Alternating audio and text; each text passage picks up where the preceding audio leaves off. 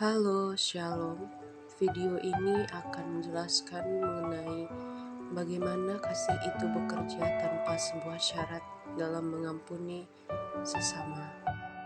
Kasih tanpa syarat adalah melibatkan sebuah pengorbanan, kebaikan, dan perdamaian tanpa memandang balasan untuk keuntungan pribadi. Dalam video ini akan sedikit menceritakan kepada kita bagaimana kasih dapat mengatasi hubungan yang sulit untuk diperbaiki dengan orang-orang yang telah menyakiti hati kita.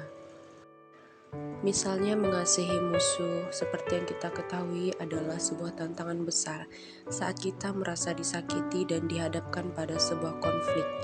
Kasih tanpa syarat akan jadi panggilan yang mendalam karena seperti yang kita ketahui, mengasihi orang yang telah menyakiti kita adalah hal yang tidak mudah.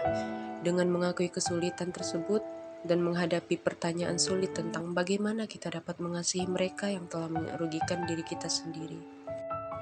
Saya ingin berbagi pengalaman beberapa waktu yang lalu di mana saya mengalami situasi yang diperlakukan secara tidak adil oleh sesama, dan kejadian tersebut menyakiti hati saya secara emosional, di mana hal tersebut membuat saya memiliki beberapa kesulitan yang muncul ketika saya merasa ingin membalasnya.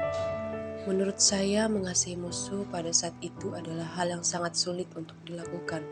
Akan tetapi, di suatu ketika, saya berada di suatu tempat sendirian untuk merenung dan membuka handphone saya. Saya melihat sebuah kata-kata di sosial media tentang kasih. Dan saya berpikir mengasihi musuh bukanlah tentang membenarkan tindakan mereka yang melakukan kepada diri saya, tetapi tentang memberikan pengampunan bahkan ketika sulit untuk memberi pengampunan tersebut kepada orang yang telah menyakiti hati saya. Di hari permenungan itu, saya belajar bahwa mengasihi orang-orang yang telah menyakiti saya bukan hanya tentang menciptakan ruang untuk kesembuhan bagi diri saya sendiri, akan tetapi tentang bagaimana saya mampu untuk memaafkan dan menciptakan kedamaian tersebut dalam hidup saya, dengan menganggap mereka sebagai teman dan menjauhkan kata-kata musuh dari antara saya dengan orang tersebut. Dari pengalaman tersebut, saya mendapatkan sebuah ayat kitab suci, yaitu Matius bab 5 ayat 44 yang berbunyi, "Namun aku berkata kepadamu, kasihanilah musuh-musuhmu dan berdoalah bagi orang-orang yang menganiaya kamu."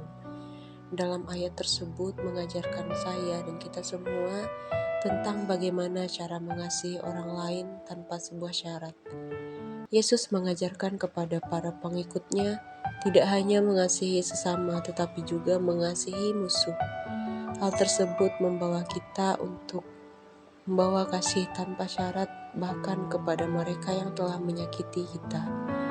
Yesus tidak hanya menuntut kasih fisik atau emosional, tetapi juga kasih dalam sebuah doa yang menunjukkan sikap hati terbuka, mendoakan mereka yang menyakiti kita agar dapat kedamaian untuk terus memaafkan.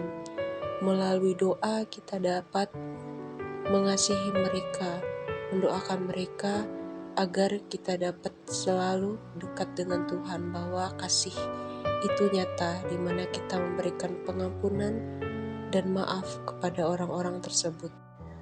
Dengan itu, mari kita bersama-sama menjalani perjalanan hidup di dunia ini untuk selalu mengingatkan diri kita bahwa mengasihi orang-orang yang menyakiti kita adalah hal yang baik yang perlu untuk kita ciptakan di dunia ini dengan penuh kasih tanpa syarat. Tuhan Yesus memberkati.